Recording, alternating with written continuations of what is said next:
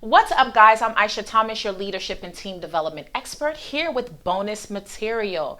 Remember, team members don't typically quit their organization, they tend to quit the leader. So these tools are really going to help you take your leadership skills to the next level. So if you watch episode 2, this is connected to it. We talked about emotional intelligence, and I wanted to kind of expand your knowledge a little bit more about emotional intelligence.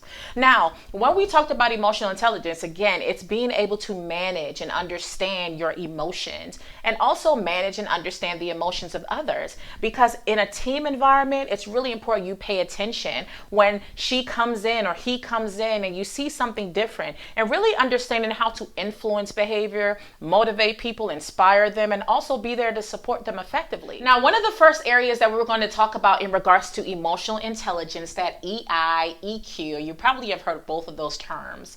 But we're going to talk about first is self-awareness. Now, I know I mentioned it on episode 1 about being self-aware and the importance of it, but it's so important that you're aware of your emotions, how you're showing up. If you're not aware of how you're showing up, it could affect the mood. It could affect how people see you, respect you. It might affect how people feel that they can approach you. So you really have to be self-aware. Know how you're showing up. Know, okay, I'm having a bad day right now. Let me go through this process before I walk into this door, because when you walk in, you are being watched. People are looking to you to lead. So do you need to take a day off? Do you need to have more self-care days to address those moments when you are down, where you need a break, taking more lunches? But you need to be self-aware, because once you're aware and you know that your emotions might be off, you can really strategically ensure that you're addressing it through breathing techniques or whatever process you put in place so you can show up effectively in that organization.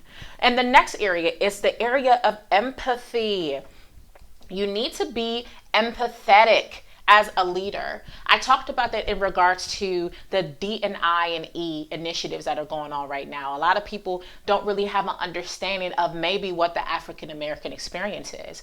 They might not understand the experience of women in a workspace or African American women. So empathy is so important, an important skill for people to develop. I think that's one of the most important skills that leaders should know. Leaders should know, because sometimes you can't relate. Before I was a mom, I didn't understand what it was like to be a mother. So if a mom comes in and she works for me and she supports my mission and my vision, and she comes in and she's talking about something about her family, I might not understand because maybe I'm not a mother yet or a parent at all. However, I can have empathy. I can be understanding. And that's why it's so important that you build that skill. So when you can't relate, when you can't understand, you have a level of empathy to support your team members and the people you're supporting. And also something that you build within yourself, even if you're working with clients. Empathy is extremely important. So that's another component of emotional intelligence. The next thing is motivation.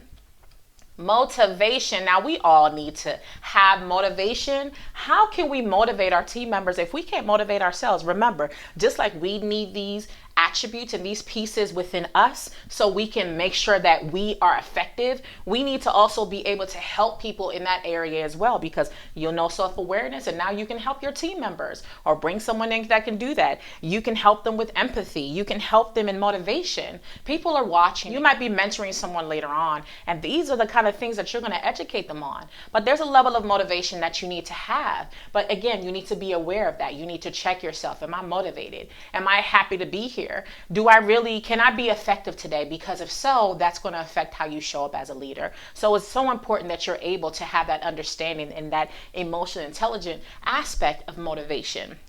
The next area, which is extremely important, that tied into what we just talked about, is self-regulation.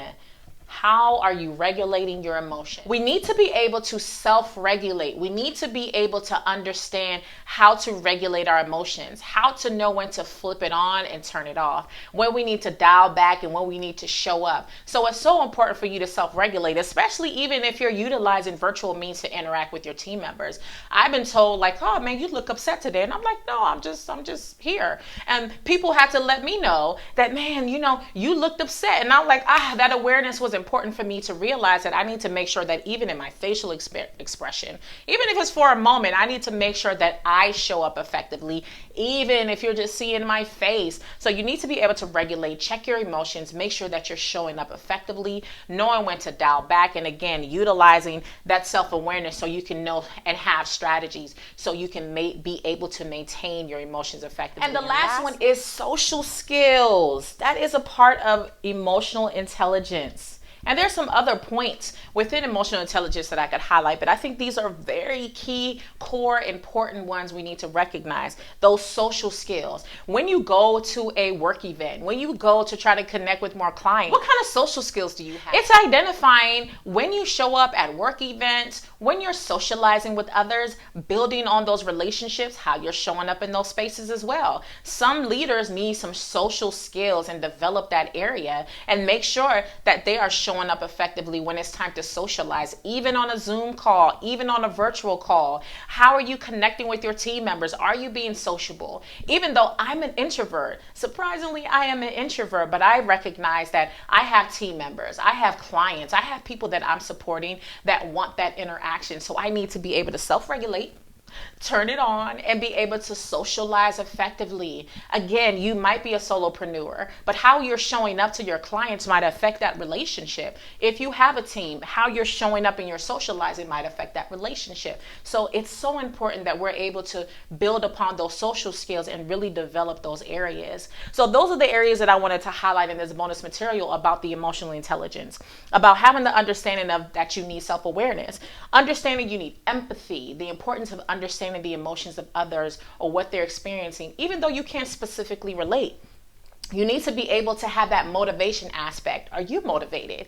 How can you motivate others if you're not motivated? So you need to be able to have, and it's tied to self-regulation as well, to be able to know, am I in a good mood? Do I need to motivate myself? What kind of practices do I need to utilize to motivate myself and also influence others to do the same? Self-regulation. I need to have a self-care day. I'm not in a good mood. Or if I'm not in a good mood, what can I do to disconnect, get myself together so I can show up for my team effectively? So self-regulation, being able to regulate your emotions is so important. And finally, social skills, how you're interacting with the individuals you support, your clients, those shareholders, those stakeholders, those people that you have to interact with, because again, that could be something that can make or break your relationships. Those are the things that people might assume or make judgment based off of. Remember, they say the first impression is everything. So what are your first impressions? And that's why you might need to develop that skill. You need leadership development because a lot of people have not gotten an understanding of emotional intelligence and all the different areas that's going to make them effective as a leader. So remember, individuals don't tend to quit the organization. They tend to quit the leader. And that's why you need leadership development.